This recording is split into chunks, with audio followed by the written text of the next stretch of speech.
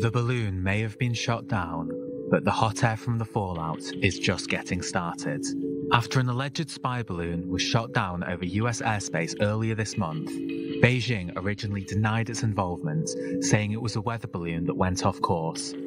But due to the worsening of diplomatic relations in the weeks following, including US Secretary of State Antony Blinken calling off his visit to Beijing, China has changed its approach, going from defensive to offensive. After originally brushing off the balloon scandal as a performative political act, China has now been accusing the US of hypocrisy, claiming that 10 spy balloons were spotted over China in the last year, accusing the US of wide-scale surveillance on China, while several other balloons were shot down over US airspace over the last few days, the origins of which are unknown. Is the shift in tactic to whataboutism an implication that China did send the original balloon over US airspace? Is the US overreacting? With this issue, on top of mounting tensions between the two nations regarding trade wars and Taiwan, could we be entering a new Cold War? Is there any hope for Chinese-US relations? So let's get to it, gentlemen. Is there any hope for Chinese-U.S. relations? As always, we begin with our quick fire round, 30 seconds each to lay out your initial stance on the matter, and we'll pick it up from there. So, Mr. Bowman, please take the lead. Thanks so much. I think we can expect Beijing to continue to advance its goals and protect its interests, and we can expect Washington to do the same.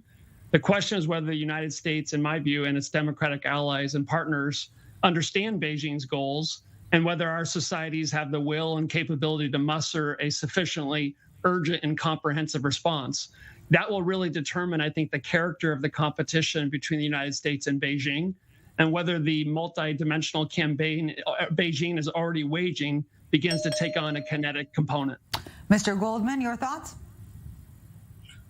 Aircraft carriers are now as vulnerable as battleships were in 1940. We have entirely the wrong kind of military to confront China on its coast. We're massively outgunned, and this was acknowledged in great detail by the Pentagon in its November 29th report on the Chinese military. Given the fact that we cannot fight China over Taiwan or near its borders, and we don't need to fight China anywhere else, the question is, what can we do with China besides fight it? Because we don't wish to do that with our current configuration. Hopefully sanity will prevail and we'll figure out some way to avoid a war with a country that we're not supposed to like, will never like us. Okay, fair enough there. Dan Perry? Well, there's hope for anything if you're willing to wait long enough, even for Middle East peace. But right now, the issue is the situation is difficult, and the background is one of simmering tensions in a landscape of potential conflict. I think these two countries have conflicting interests, ideologies, and the issue is even more strategic than economic. And in my view, the variable is China. The U.S., the Trump administration aside, is predictable. China is not. Okay, and let's please feel free to interact from this point onwards, and allow me to begin by asking you, Mr. Goldman, do you think that the balloon was a deliberate provocation, as in there was a hidden or not so hidden Chinese expectation it would be discovered? It's very possible the Chinese were testing our air defenses, trying to find out how good our F-22s are. It was a bit embarrassing that it took shooting 3 Sidewinder missiles at this thing to bring it down. So they may have learned something. It's also possible, as some have suggested, that enemies of Xi Jinping internally want to embarrass him by staging a provocation that he would hold the bag for. It's not clear what the military purpose might have been. Remember, China has 68 satellites spying on the United States. They can read the license plate off a military truck. Balloons can give you more information than a satellite because they're closer to Earth, but for Chinese strategic purposes, no one has advanced a conjecture as to what they actually gain in terms of foreign intelligence by doing this kind of thing. A delay of the Blinken visit. Do you accept the theory that, in fact, the Blinken visit was inconvenient in terms of its timing? Was meant to be popped. Reasons? Yeah, exactly. Yes, right. Well, Blinken invited himself. He wasn't invited by the Chinese. It's possible they wanted to embarrass him, but we really don't know enough about it to form a judgment. I'm actually confused by the affair, and I would urge a certain amount of caution until we get more facts. Completely agree. And if we were lacking any perplexing ingredients here, Mr. Bowman, is the U.S. acting hysterically, with the lack of a better phrasing here? I don't think so. No, certainly that's. I'm sorry, Mr. Bowman. Excuse me. I heard No, please feel free to interact. But yeah, Bradley will take the lead. Yeah. Okay. Certainly, the Chinese Communist Party would like that to be the narrative. If you want to test the legitimacy of that claim, ask yourself, how do you think the Beijing would respond if we had balloons floating over the entire country of China? I think we know exactly what they would do, and it'd look quite similar to what the United States did. They would shoot it out of the air. And so, this was a spy balloon from China, the first one I'm referring to, that transited our country and loitered over our intercontinental ballistic missile fields, even as China conducts what our Strategic Command has called a breathtaking modernization expansion of its own nuclear triad. So, I think the silver lining here is it underscored for your average American and middle America, if you will, the reality and tangible nature of what China has been doing for a long time. And that is conducting a comprehensive and systematic campaign to collect as much intelligence as possible in preparation for a potential conflict with the United States and the Taiwan Strait. It seems almost designed to have delivered that message to the American public in a manner almost comical. And I have to say, I doubt China would have waited for the American balloon to float all the way across the country and over the Pacific. I suspect they would have downed it immediately, regardless of the consequences. I think you're right. And certainly there was political pressure here in the United States along those lines that we saw manifest itself in the subsequent balloons, regardless of their origin. Yes. China's strategic doctrine is, in the case of war with the United States, to bombard us with their 350 hydrogen bombs propelled by ICBMs. We have no defense against that, and no amount of intelligence is going to add or subtract from the fact that our homeland is massively vulnerable. I'm an old Reagan Strategic Defense Initiative guy. I'd like to spend trillions in missile defense, but we're sitting ducks at the moment. The Pentagon, in its November 29th report, said that China can now target with precision any surface vessel out to the Western Pacific, over 1,000 miles from its coast, which means the Navy we have is pretty ineffective, except for a few submarines, in dealing with China on the coast. And that's what we really ought to be concerned about. China has massively invested in capabilities that control its coast and outguns us. That's, in my view, is the great scandal. If the balloon incident makes us worry about that it's a good thing. Is the U.S. so vulnerable, in your view, that mutual assured destruction no longer applies as it once did with the Soviet Union? Well, read Admiral Stavridis' wonderful thriller 2034, where the sinking of a U.S. carrier leads to an exchange where a few American and Chinese cities are wiped out by nuclear weapons. That's not an unrealistic scenario. Stavridis was head of the Pacific Command. Mm-hmm. God forbid it happens, but it's something to worry about. But maybe the U.S. and China are somewhat locked in this destructive codependence mechanism, like the show's host and carbs. You know, it's not a good analogy because carbs do not codepend on me. But is it a cycle here? Beijing and Washington needing one another, and will not let this cycle go. Well, in I think fact, it's something more than China. China in 2007 exported 9% of its GDP to the United States. Its trade with the U.S. is now 2% of GDP. Its massive expansion has been in Asia and the global south. So China is really disentangling itself from the U.S. economy and concentrating its economic expansion in the 700 million people of Southeast Asia and Latin America, Africa, and so forth. So I see the two countries really diverging and having different spheres over time. We will substitute for the strategic goods that we are dependent on from China. We should, and we'll go our own ways. Bradley Bowman. I think we should resist the temptation to just, not that your question was necessarily doing that, but to dismiss this as the latest example of history's geopolitical titans wrestling for fleeting advantage. I think it's much more than that. This is the world's leading democracy with all of our perfections, competing with the world's leading authoritarian government to decide who's going to have disproportionate influence for writing the rules of the road. And I think good people of good faith everywhere should not be neutral in this outcome because it's going to have deep impact on freedom, security, and prosperity everywhere. Let's be clear. The Chinese Communist Party would like to remake the international order in its own image. And if you don't like what you're seeing in Xinjiang or the South China Sea or the seas and skies around Taiwan, you won't like a world in which China is calling the shots. But Bradley Bowman, echoing what Mr. David Goldman said in his opening remarks, is this China-U.S. relationship necessarily a zero-sum game here? You know, they certainly view it that way. So, you know, we can have touchy-feely talks in the West, but if you read China's own documents, they certainly view it that way. That's why they're trying to create, for example, national champion companies where they acquire our technology in Israel, the United States, and elsewhere, illicitly and illicitly, to put our companies out of business and divert technology to the People's Liberation Army, where they'll use our technology that they got from us to kill our soldiers in a conflict. So can we talk about climate change together and things where we have common interests? Of course we should. Of course we should. But in the end, they want to extinguish the freedom for 25 million people in Taiwan. And if they have the power to do it, they're going to do it. But do they want to extinguish freedom in the West? That's my question, actually. Because if they were as culturally imperialistic, as you suggest, then that would be their goal. And although I try not to be naive about the intentions of the Chinese Communist Party, I'm not sure that really is their goal. They want influence in Africa. The first part of your comment there, sorry. I'm saying, do they really? There's no question. Yeah. Please go ahead.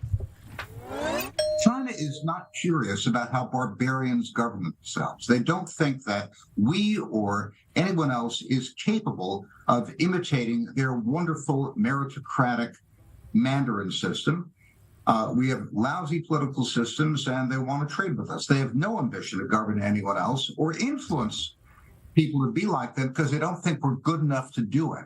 They really don't care about that. China's policy is much more dangerous than any of that. Are you sure? Thank God for such cultural arrogance. It's very convenient. The arrogance is unbelievable. They are trying to hardwire the economies of 3 billion people into the Chinese economic empire, make them dependent on them, and deal with their demographic problem by adding effectively a couple of billion people to the Chinese economy, starting with the 700 million people of Southeast Asia. And they're doing it extremely effectively with, as you pointed out, national champions, telecommunications, broadband as the spearhead. I think the dependency equation is shifting, but I suspect that'll be something for the second part of the show, right? Oh, Dan Perry. Thank you for that. My co-host, brother from another mother, David Goldman, Bradley Bowman, and Dan Perry. You're staying with us. Break, and we're back. Welcome back to the summit. Still with us, David Goldman, Bradley Bowman, and Dan Perry. Thank you, gentlemen, so very much for staying with us. We're also staying on topic, of course, but before we get back to our conversation, China's top leaders appear apathetic at times, not really engaging in full with back and forth here. So what is China trying to achieve exactly with this nobody's home type of an interaction, and why is it resorting to conspiracy theories? Let's take a listen and pick it up from there. Since the train derailing in the US, which caused a chemical spill, we've seen a large number of Americans questioning why the US government and media outlets have downplayed the incident. On many occasions, the relevant US officials only referred to the balloons as a challenge they are faced with, but did not even mention such a serious accident. Many Americans are leaving messages on social media platforms asking what the US government is hiding. I believe that the people have sharp eyes. They have already seen through the US government's tricks to overreact on the accident of the civilian airship and make use of it to make a fuss. Everybody is clear who is playing the trick of attention deflection. Yeah, so we've just heard the government spokesperson engaging in social media conspiracy theories here. But what is China's game plan? Another quick fire round, 30 seconds each, and we take it out from there. Bradley Bowman, please take the lead. Thanks. The Chinese Communist Party's game plan, I think, is clear. They want to consolidate authoritarian control of the party within China. They are going to continue their crimes against humanity against the Uyghurs. They're going to build the Chinese economy. They're going to continue to conduct the largest and most ambitious military modernization effort in history's People's Republic of China. They're going to try to push countries like the United States out of the South China Sea.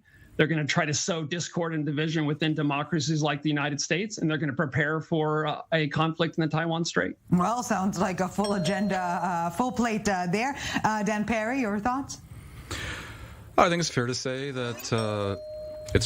that China's goal is to achieve global primacy, displacing the U.S. and the West, maybe by the middle of the century. And, by size of economy, it's not inconceivable. They might achieve something close to that. Also, not necessarily true that they will. But, more interesting, I think, more of a challenge where we can be more skeptical is whether they can ever really project innovation as opposed to just industry replication and theft, or whether they can project soft power, the soft power of a true superpower, which requires cultural affinity of the sort that is not their forte, nor something they have necessarily desired. David Goldman?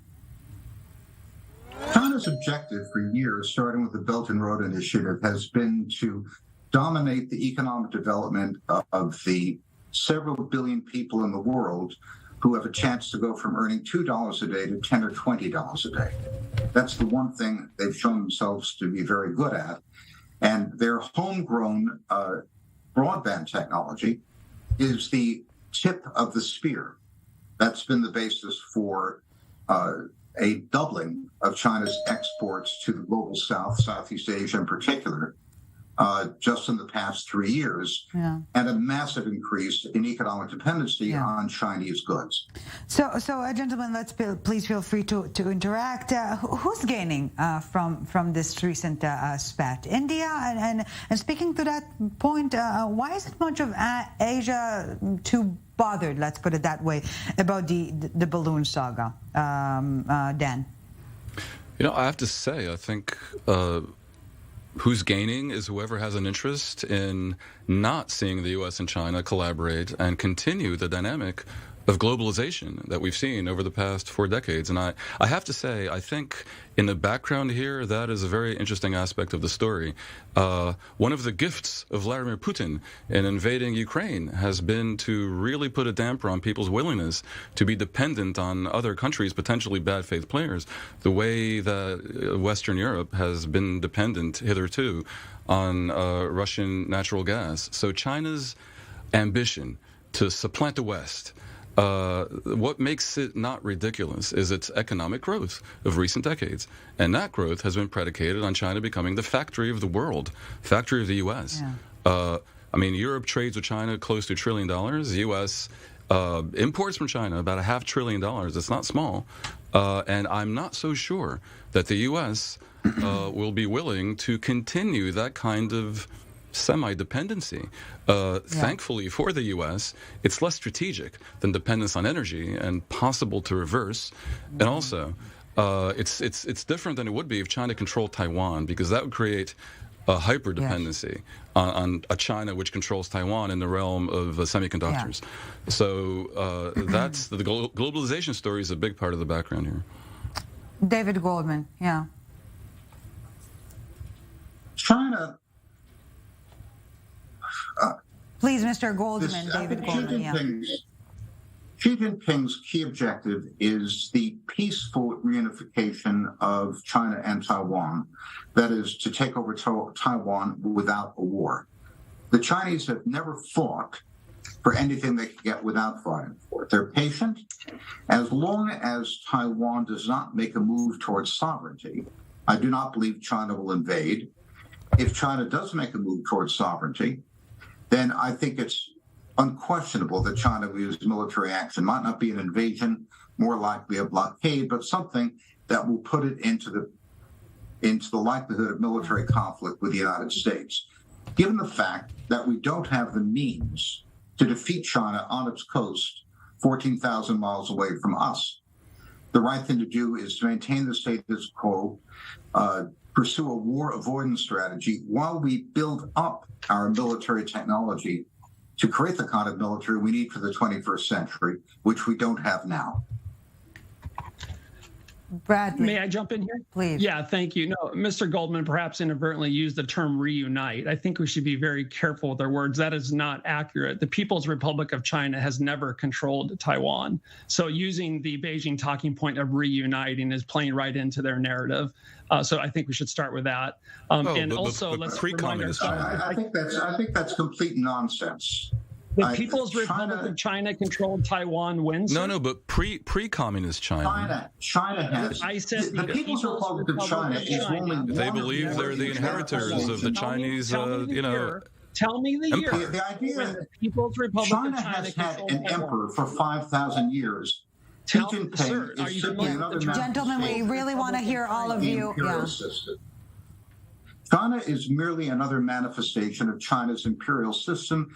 The Communist Party is the old Mandarin class in Mao jackets. I assure you, no leader in China, nationalist, communist, fascist, democrat, whatever, could survive the loss of Taiwan, because the national humiliation of China in the 1890s, when Japan seized it from the Qin dynasty, is something Chinese still remember. They have very long memories, and that's not something the mainland or any mainland government will tolerate. It has nothing to do with communism. Mr. Goldman, when did the People's Republic of China begin to exist? What year? China has existed since the Qin No, I asked you dynasty, the about People's Republic of China. I 300 didn't ask you BCE. China. I asked you the People's Republic of China. What year? That's an irrelevant question, because this is a Chinese national issue, not an ideological issue. There you go. And to That's understand straight out of Beijing. differently Straight out of Beijing. is, Well, excuse me, yeah, there's please. nothing to do with Beijing or the Communist Party. Any Chinese you talk to will explain that to you. China's century of humiliation is something that every Chinese feels.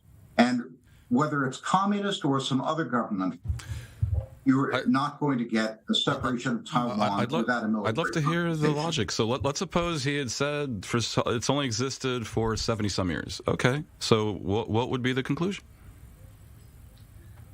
The point is that the status quo is the current situation where Taiwan does not declare independence, right? And we try to resolve this conflict peacefully. That's the position of the United States. It's codified in the 1979 Taiwan Relations Act, and that this should be resolved peacefully. Beijing are the ones that are preparing to use armed force to coerce or conquer Taiwan. The People's Republic of China has never and perhaps the way we're concluding this debate hints us at what the balloon saga is telling us about the future of U.S.-China relations.